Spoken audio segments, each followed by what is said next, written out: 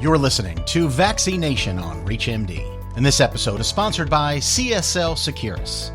Here's your host, Dr. Charles Turck.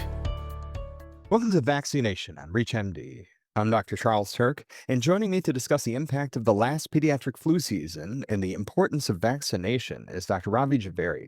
He's the division head for Pediatric Infectious Diseases at Northwestern University Feinberg School of Medicine in Chicago. Dr. Jhaveri, welcome to the program. Appreciate it. I'm happy to be here.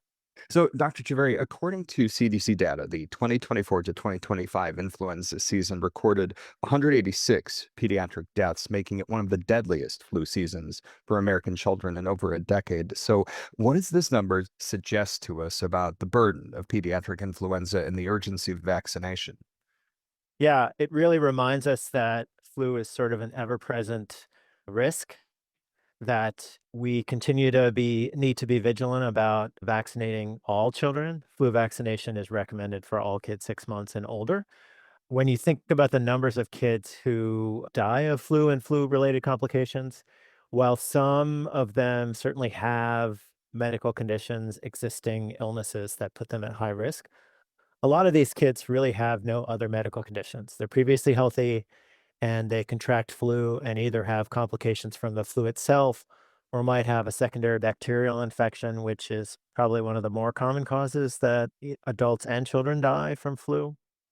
And so it's really important that parents find ways to get their kids vaccinated. Now, with that in mind, would you walk us through how influenza's presentation varies between different children, particularly those with underlying health conditions, and how it can complicate their health? Sure. So certainly when you think about patients who have existing illnesses, whether it's heart disease or lung disease or the like, I think that flu tends to be fairly straightforward as far as difficulty breathing and complications like pneumonia. When we think about younger kids, the symptoms can be less obvious. It can be persistent fever, it can be sort of upper respiratory infections, ear infections, and the like, and then spread to other complications. And when we think about the worst complications of flu that again can happen in any age group. We think about severe pneumonia that is severe because of the virus itself or because you get a bacterial infection on top of that.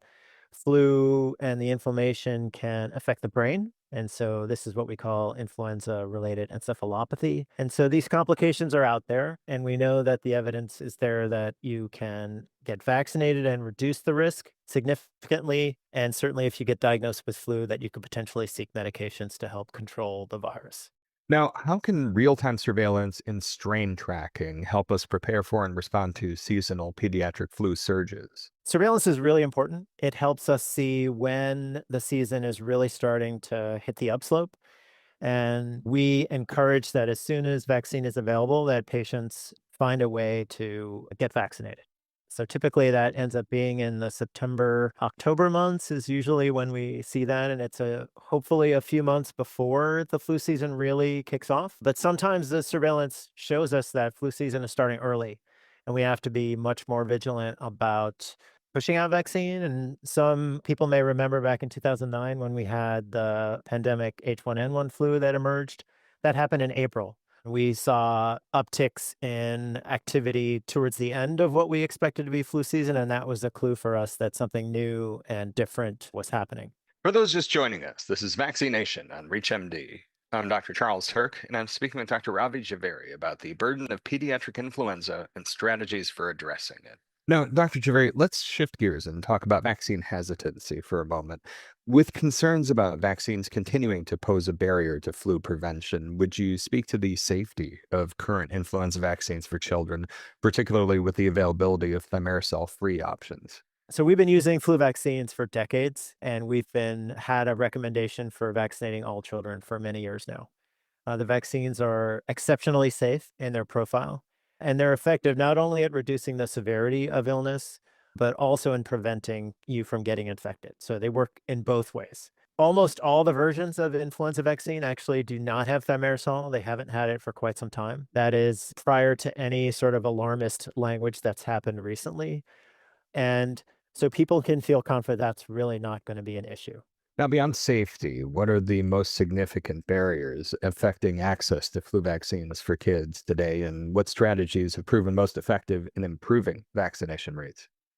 Yeah, I think there's a lot of logistics involved with getting vaccination that can pose challenges for patients. I think the pandemic has really created strains on doctor offices and vaccine delivery, such that we don't really see as many offices sort of having flu vaccination days like they used to have, or evening appointments.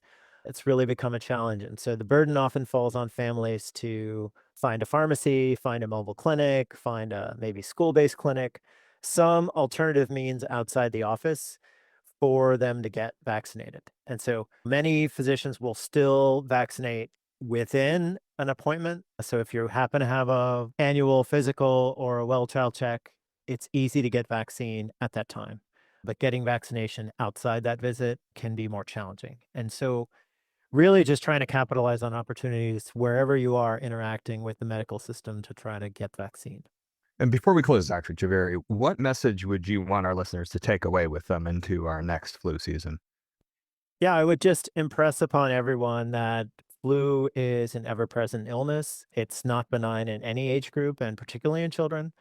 And so really seizing opportunities to get vaccinated at any point, at any time, whenever it's convenient. I think not sort of saying, oh yeah, I'll take care of this later. Doing it as soon as you can is really the most important thing. With those insights in mind, I want to thank my guest, Dr. Ravi Jhaveri, for joining me to discuss how we can reduce the severity and burden of pediatric influenza through vaccination. Dr. Jhaveri, it was great having you on the program. Thanks for having me. I appreciate it. You've been listening to Vaccination, and this episode was sponsored by CSL Seqirus. To access this and other episodes in our series, visit Vaccination on ReachMD.com, where you can be part of the knowledge. Thanks for listening.